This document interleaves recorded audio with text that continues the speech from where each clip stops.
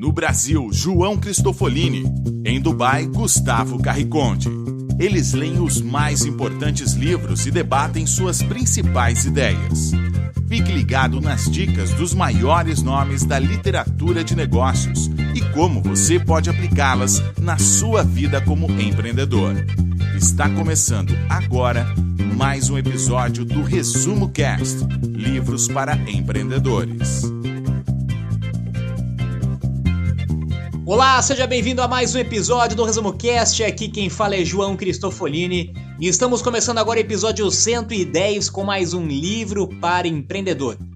No episódio de hoje vamos falar sobre o livro Growth Hacking, a estratégia de marketing inovadora das empresas de crescimento mais rápido. Growth Hacking é uma das melhores metodologias de negócios do Vale do Silício nos dias de hoje. A metodologia do Growth Hacking está para o crescimento de market share, assim como a metodologia de Lean Startup está para o desenvolvimento de novos produtos e o Scrum está para a produtividade. Essa metodologia e essa estratégia de crescimento está sendo utilizada por grandes empresas e startups como Dropbox, Hotmail, Airbnb, Uber, LinkedIn e tantas outras startups. O termo foi criado pelo próprio autor do livro em meados de 2010. E ele desenvolveu essa expressão para tentar explicar as suas experiências pelas empresas que passou, principalmente dentro do Dropbox, que é um dos grandes cases de growth hacking no mundo. Mas muito mais do que apenas uma estratégia de negócio ou mesmo um processo contínuo, o growth hacking é uma filosofia, é um modo de pensar que pode ser adotado por qualquer companhia, seja ela grande ou pequena. Então, neste episódio, nós vamos conhecer um pouco mais sobre a filosofia de Growth Hacking, o seu processo de implementação, os desafios de conseguir desenvolver uma estratégia de Growth Hacking e alguns cases de empresas que conseguiram alto crescimento usando essas estratégias. Então, fique ligado que está começando agora o episódio 110 do Resumo Cast.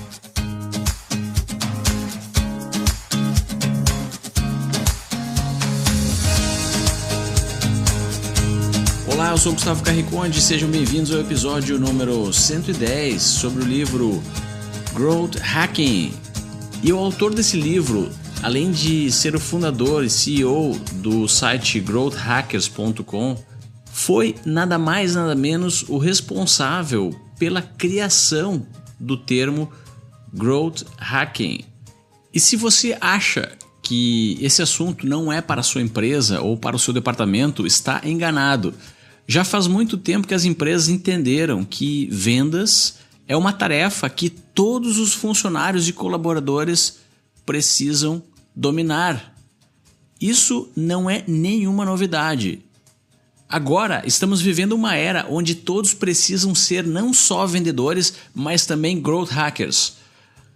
A palavra growth quer dizer crescimento e a palavra hack não tem uma tradução específica para o português, mas se refere a desmontar ou modificar algo para entender como funciona e fazer de uma forma melhor ou mais eficiente.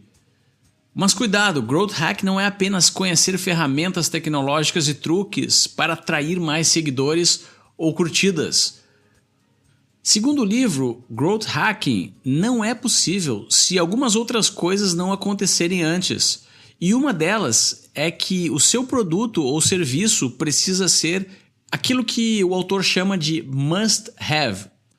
Ou seja, as pessoas precisam realmente necessitar daquilo que você está vendendo. Isso está relacionado com a sua proposta de valor. Será que, na opinião do seu cliente, o seu produto é insubstituível?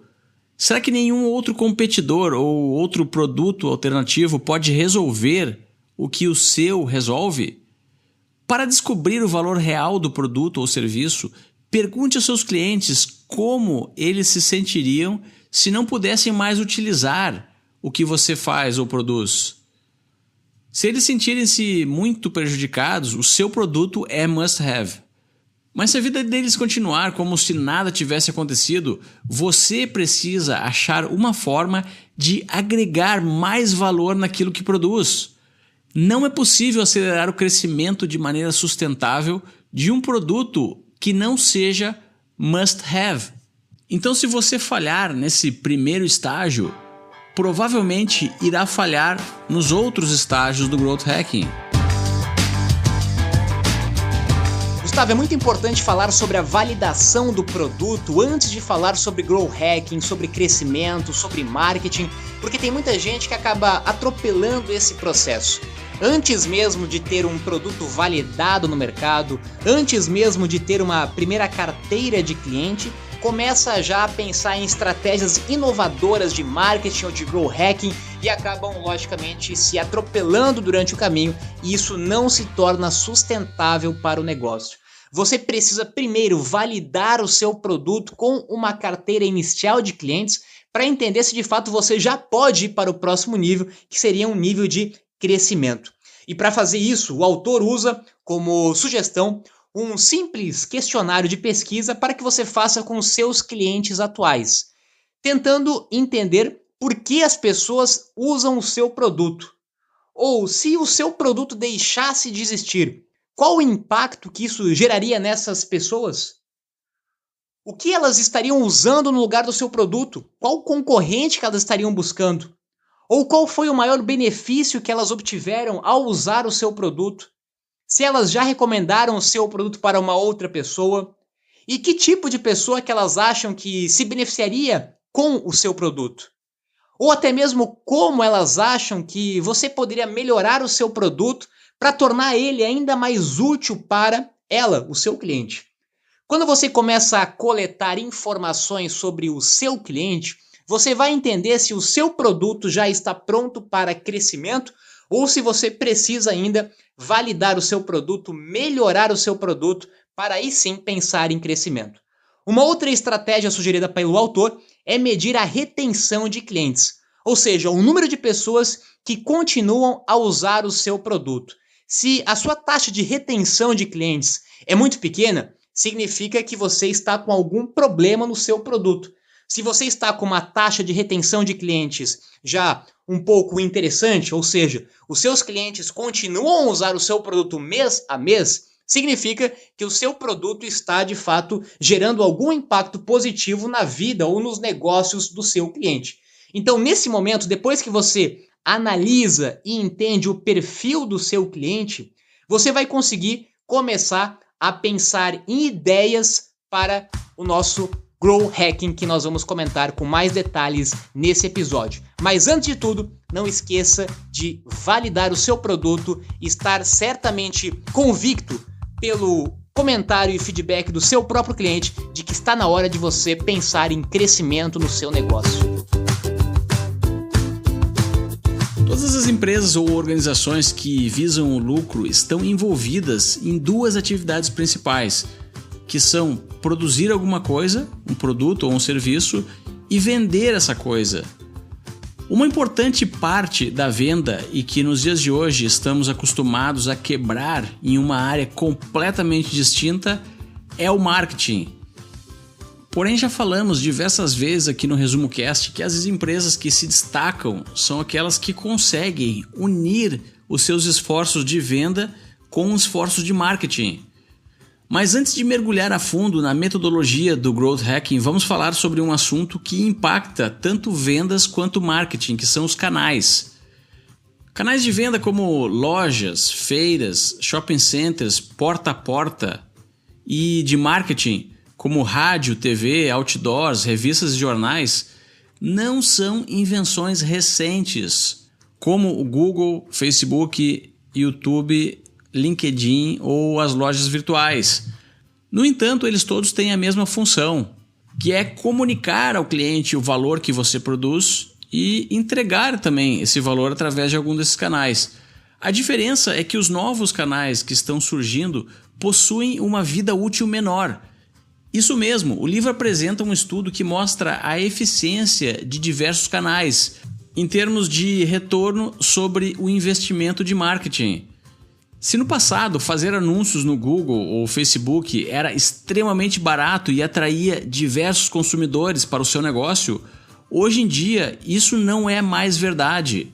Temos também diversos canais novatos que surgem a todo momento e podem representar uma grande oportunidade de crescimento. Para que o Growth Hacking funcione, é necessário um profundo entendimento de como funciona cada canal e qual a eficiência, o seu retorno sobre o investimento nos dias de hoje. Esse retorno pode ser diferente do retorno que esse mesmo canal trará amanhã. Essa é uma tarefa fácil para pequenas equipes ou organizações.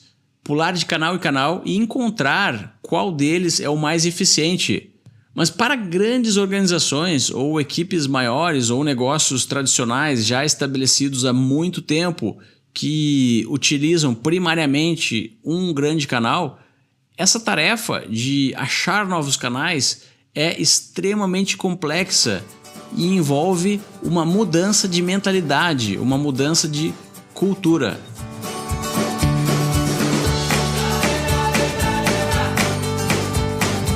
Os canais de marketing tradicional estão cada vez sendo menos utilizados pelas empresas inovadoras e startups, justamente porque eles têm um alto custo de aquisição do cliente e eles têm pouca possibilidade de mensuração dos resultados. Ou seja, quando você anuncia a sua empresa na televisão, no jornal, na rádio ou até mesmo em outdoors e panfletos, você tem um alto investimento em uma mídia de massa, onde não está nichando para o seu público exato e você tem poucas ferramentas de análise de dados e de métricas que são indispensáveis nos dias de hoje para você conseguir avaliar o resultado desta aquisição de cliente. Já outros canais digitais que estão sendo cada vez mais utilizados, eles acabam se saturando muito rápido. Quanto mais as empresas vão para um canal de aquisição, maior vai ser o valor daquele canal, ele vai ficar inflado o investimento dele e maior vai ser o custo de aquisição do seu cliente. Assim aconteceu com o AdWords, assim aconteceu com o Facebook Ads, onde todas as empresas começaram a ir para esse canal de aquisição e naturalmente o preço do termo, baseado em um leilão de palavras, acaba sendo cada vez mais alto. Ou seja, é cada vez mais caro adquirir um novo cliente usando os canais de mídia digital tradicional. É justamente por isso que surge o termo e o conceito de Growth Hacking, já que você não pode mais depender unicamente de mídias tradicionais pelo seu alto custo e pela sua baixa análise de dados, e você também não pode mais depender dos canais básicos digitais pelo seu alto custo de aquisição de cliente. Você precisa pensar em outras estratégias de crescimento, onde entra o Growth Hacking, que é justamente experimentar outros tipos de canais de aquisição do seu cliente. E é importante entender aqui que não existe uma receita pronta para o Growth Hacking. O que uma empresa fez não necessariamente vai ser o que uma outra empresa deva fazer. Por isso que você precisa experimentar diferentes canais, testar diferentes canais de aquisição do cliente, usando a sua criatividade, usando a inovação, usando a geração de ideias e usando a análise de dados para que você consiga encontrar novos canais de crescimento da sua empresa. O Growth Hacking é baseado principalmente na experimentação e na análise de dados. É um marketing orientado para experimentos. Por isso que o profissional de Growth Hacking, a pessoa que vai estar atuando ativamente nesta função dentro da empresa, ele precisa ser um profissional que está ligado diretamente ao processo de decisão, de implementação, e não necessariamente ele precisa ser uma pessoa do marketing. Hoje nós temos cada vez mais engenheiros, administradores, pessoas de vendas que estão atuando na função de Growth Hacking porque eles têm as características necessárias para essa metodologia, que são principalmente análise de dados, entender o comportamento do consumidor, entender um pouco de tecnologia e entender sobre essa metodologia de experimento. Ter uma análise rigorosa dos dados e ter uma capacidade para conseguir cruzar os dados e conseguir de fato trazer soluções para a sua empresa. Este é o papel do novo profissional de Growth Hacking: analisar dados e estar disposto a experimentar diferentes canais de crescimento e aquisição de novos clientes. As empresas que crescem mais são aquelas que executam mais experimentos. São aquelas que possuem uma cultura de validação de pequenas ideias. Segundo a metodologia proposta pelo livro, um experimento não precisa ser uma grande modificação no seu produto ou serviço. Pode ser um pequeno detalhe, como mudar a cor de um botão do seu site. O livro apresenta exemplos de diversas startups e empresas que passaram a crescer quando começaram a implementar uma cultura de testes. Uma das principais funções do Growth Hacking é remover o atrito. Como já vimos na primeira parte desse episódio, para que o Growth Hacking seja possível, o seu consumidor precisa querer demais o seu produto. O seu produto precisa ser um must-have. Mas mesmo nessas condições, ainda assim existe atrito, ou seja, aquelas coisas que dificultam com que o seu consumidor entre em contato com a sua proposta de valor, com aquilo que você faz, com o benefício real que ele terá quando consumir o seu produto. Outras formas de atrito são dificuldades para realizar a compra, sites que apresentam confusão na hora de realizar o pagamento, vendedores mal preparados, utilização de canais errados, pequenos problemas de comunicação com o seu cliente e pequenas falhas, bugs que afetam alguma funcionalidade do seu produto. A função do Growth Hacker é identificar essas falhas e esses atritos e removê-los para acelerar o crescimento. E isso só pode ser feito através de experimentos. Muitas pessoas pensam que o Growth Hacking só funciona na hora da aquisição dos clientes ou na hora da venda, mas isso não é verdade. Pense bem, você pode quebrar o seu relacionamento com o seu cliente em diversos estágios ou etapas, e em cada um desses estágios existem coisas ou experimentos que podem ser realizados para melhorar a experiência dele e melhorar o seu crescimento.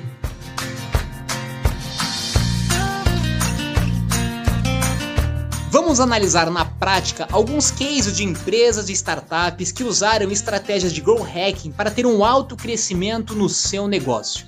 Começando pelo YouTube, que surgiu em 2005 e no início do seu negócio tinha dificuldade em fazer com que as pessoas chegassem até o seu site para consumir áudio e vídeo. Afinal, as pessoas ainda não conheciam o YouTube. Foi quando uma grande diferença foi colocada em prática para ter um crescimento do YouTube. Ele disponibilizou um código bastante simples e fácil de ser achado e ser aplicado para que qualquer pessoa, qualquer usuário pudesse copiar aquele código e colar no seu blog, colar na sua página, colar no seu site. Ou seja, as pessoas não tinham como colocar um áudio ou vídeo na sua página, mas eles podiam fazer o upload desse vídeo, desse áudio no YouTube, copiar o código que o YouTube fornecia, para aí sim disponibilizar aquele áudio, aquele vídeo no seu site, no seu blog. Ou seja, as pessoas conheceram o YouTube porque ele estava espalhado por centenas e milhares de outros sites na internet. E as pessoas não precisariam necessariamente entrar no YouTube para conhecer o YouTube. O Hotmail também tem um exemplo clássico de Growth Hacking, para fazer com que o seu produto, o e-mail, fosse conhecido pelo maior número possível de pessoas. E a estratégia deles foi colocar uma assinatura em todos os e-mails dos seus usuários, incentivando outras pessoas a se cadastrarem no sistema de forma gratuita. Algo que era impensável naqueles tempos de internet ter e-mails gratuitos. Então todo e-mail ia com uma frase embaixo, incentivando as pessoas que estavam recebendo aquele e-mail para também criarem um e-mail do Hotmail de uma forma totalmente gratuita. Isso fez com que o Hotmail se viralizasse de uma forma muito grande e tornasse o sucesso que ele tornou. O Twitter também, após experimentar um início bem sucedido, ele passou por vários mal bocados. Muitos usuários deixavam de utilizar o serviço depois das semanas de experiência inicial. Após estudos que mostraram que os clientes que seguiam mais de 10 perfis no primeiro mês de atividade tendiam a manter-se mais ativos no Twitter, eles passaram então a sugerir contas interessantes baseadas nas preferências dos usuários. E o resultado foi imediato. Se as pessoas entravam no Twitter e não tinham uma quantidade mínima de 10 perfis para seguirem, eles tinham uma tendência de ficar muito menos tempo no Twitter. Ou seja, perceba como uma pequena mudança, só que ela só foi compreendida porque houve uma análise de dado, uma análise do comportamento do usuário para conseguir com um pequeno detalhe que fizesse que a empresa, que o negócio tivesse um alto crescimento. O PayPal também tem um exemplo clássico de growth hacking ao pagar $10 em dinheiro para cada novo cliente e $10 para o cliente que indicou o PayPal. Ou seja, dessa forma ele também viralizou e conseguiu um crescimento de dezenas de milhões de usuários depois dessa estratégia. O Airbnb e o Uber também têm exemplos de growth hacking que nós já falamos aqui em outro episódio, onde no começo também tinham dificuldade de adquirir tanto motoristas quanto pessoas que anunciassem os apartamentos no seu site e usaram estratégias de growth hacking para conseguir o seu crescimento. E não deixando de lado o Dropbox, que também é um exemplo clássico e foi da onde o autor trabalhou e viveu na prática para construir a metodologia do growth hacking, que também tem um exemplo muito clássico de oferecer espaços gratuitos adicionais para quem indicasse o serviço do Dropbox. Ou seja, quando você indica um novo usuário para o Dropbox, você ganha em troca mais espaço de armazenamento no seu Dropbox. Isso fez com que o Dropbox gastasse pouquíssimo dinheiro e se tornasse altamente viral no seu canal de aquisição de clientes. Perceba que cada empresa usou estratégias completamente diferentes, mas todas elas foram baseadas em análise de informações, análise de dados, muita experimentação, muitos testes, certamente muitos deles deram errado, até que eles conseguissem uma experimentação e um teste que desse certo e deu muito certo ao viralizar e tornar possível aí o crescimento que essas empresas tiveram.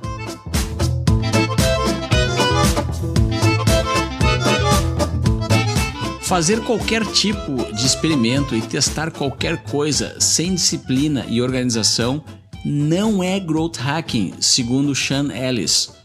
A única forma de melhorar algo que não está bom é organizar os resultados dos experimentos e construir um sistema de aprendizado contínuo. Os testes não são perda de tempo. E cada teste que sai errado também é um aprendizado. O autor traz o exemplo do jogo Batalha Naval. E dependendo de quando você está escutando esse podcast, esse jogo faz parte de um passado remoto. E eu joguei muito esse jogo. Ele é basicamente um tabuleiro onde o seu adversário escondeu navios. E a sua missão é descobrir onde estão esses navios e afundá-los. Para isso, são necessárias experiências, validações, ou seja, cada tiro que você disparar irá revelar o que existe naquele local, água ou navio. E mesmo que você acerte a água com o seu tiro, pelo menos você aprendeu que naquela posição não existe um navio. E perto do final do jogo você terá um quadro, ou seja, um mapa com a localização completa do adversário. Então, a experiência que fica é que até mesmo os experimentos que saem errado precisam ser catalogados para aprendizado futuro. Mas como decidir quais os experimentos a executar? O livro apresenta um conceito de funil de ideias, onde todas as pessoas que trabalham na sua organização podem e devem contribuir com ideias para serem testadas. Essas ideias precisam ser catalogadas em algum local. E o próximo passo é avaliá-las. E para isso o livro sugere criar um score baseado no potencial de impacto da ideia, no grau de confiança em sua efetividade e facilidade em executar essa ideia.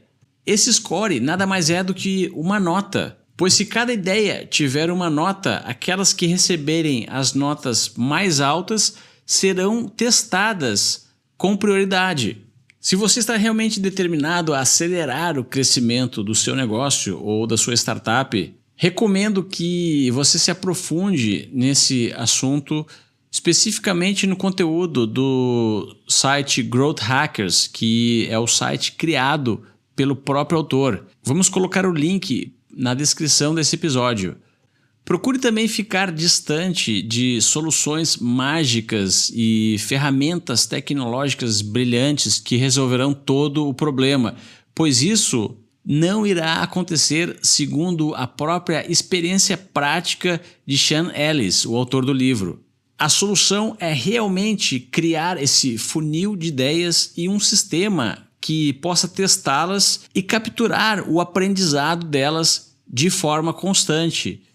Essa é a mais pura definição de growth hacking que realmente funciona ao longo termo. Se você nos acompanha há mais tempo aqui no ResumoCast, já percebeu que em todas as metodologias de negócios, e não seria diferente com o growth hacking, é importante a experimentação, o teste, e para isso a empresa precisa ter uma mentalidade e uma predisposição para errar, já que é natural que quanto mais testes, mais experimentação, mais erros vão surgir durante o processo. Mas quando entendemos que esses erros são fundamentais para o processo de aprendizagem, acabamos aprendendo com os erros e entendemos que ele faz parte do processo de experimentação até que seja encontrado o canal exato de aquisição ou de crescimento da sua empresa. Então, se você quer criar uma cultura de growth hacking dentro da sua empresa, você precisa permitir com que as pessoas errem, com que as pessoas testem coisas diferentes, com que as pessoas testem ideias diferentes e não se importando com o resultado diretamente, e sim com a experimentação e com o teste, com a validação daquela ação. O autor usa 4 passos importantes e indispensáveis, na verdade, para você aplicar o growth hacking na sua empresa. O primeiro que nós já falamos é a análise de dados. Então, você vai entender o perfil do consumidor e vai conseguir separar os clientes em grupos, entender os principais hábitos, entender qual é a persona de fato com quem você está comunicando e vendendo. O segundo passo é a geração de ideias. Com base nas análises feitas, você e a sua equipe vão gerar várias ideias sem nenhum preconceito de como que vocês poderiam fazer com que a sua empresa crescesse e adquirisse mais clientes. O terceiro passo é a priorização dos experimentos, onde nós vamos comparar as ideias e, através do sistema de avaliação, pontuar quais seriam as ideias mais importantes a serem aplicadas em um primeiro momento. E o quarto passo, onde nós vamos começar a colocar as ideias em práticas, experimentar, testar, estar aberto a errar e voltar novamente para o passo 1, que é a análise de dados. Ou seja, é um processo contínuo que não tem fim. Você analisa, você gera ideias, você prioriza as ideias, você coloca em prática. Colocou em prática, vai de novo analisar os dados, vai gerar mais ideias, vai gerar ideias para melhorar, para mudar, vai de novo colocar em prática num processo contínuo de crescimento. Essa é a mentalidade que a sua empresa precisa ter se você quiser, de fato, implementar estratégias de growth hacking dentro do seu negócio.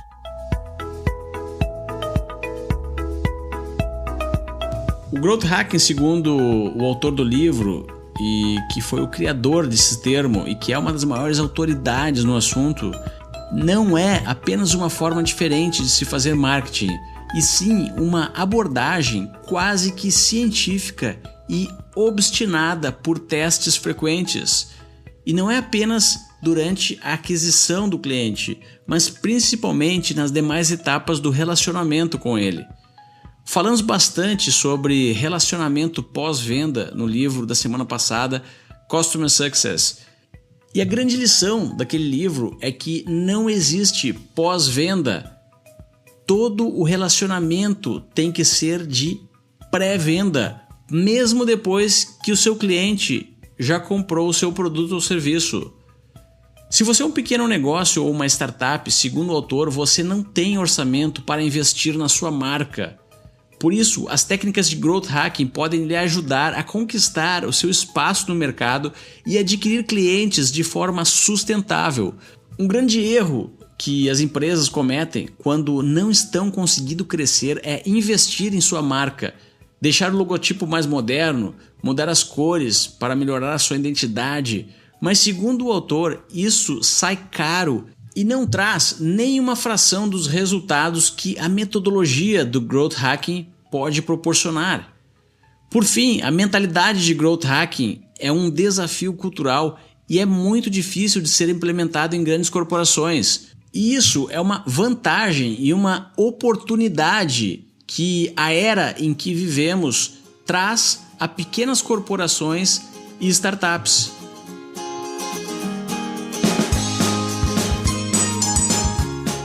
Gustavo, essas são chamadas de métricas de vaidade. Tem muita gente que acha que o marketing é uma ferramenta para alimentar o seu ego, o ego do CEO da empresa, ou o ego da própria empresa, do grupo da empresa. Com mais curtidas na página do Facebook, com mais inserções na mídia, com layout melhor, com um site bonito. Isso certamente é importante em alguns momentos, mas isso não é o foco principal, o objetivo principal de estratégias de Growth Hacking. Estratégias de Growth Hacking estão preocupadas em gerar resultado, em gerar crescimento e não gerar vaidade. Ele está preocupado em saber quantos usuários novos vão ser gerados com a sua estratégia, quantos leads você vai gerar, quantas vendas a mais você vai gerar, ou como você vai melhorar a retenção do cliente. Essas são as métricas que você tem que se preocupar no seu negócio. Cuidado com todas as outras métricas que não vão trazer receita para sua empresa. Ter mais curtida no Facebook não vai gerar receita. Ter uma marca ou uma logo mais bonita não vai gerar mais receita para sua empresa. Ou simplesmente estar em mais evidência na mídia também não vai gerar receita para sua empresa de imediato. Preocupe-se com ações que de fato vão impactar no seu negócio e vão impactar na vida do seu cliente. E cuidado com as métricas de vaidade que vão apenas aumentar o seu ego e não é certamente o seu objetivo.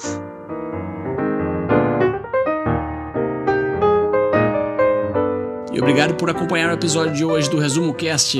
E se quiser saber mais sobre a nossa equipe ou receber conteúdos adicionais que estamos produzindo sobre os episódios, entre em resumocast.com.br. Lá você tem a possibilidade de deixar o seu e-mail para que possamos entrar em contato. Também temos um formulário onde você pode enviar suas dúvidas e sugestões para a equipe do ResumoCast. Agora eu me despeço aqui de Dubai, tenham todos uma ótima semana e até o próximo episódio.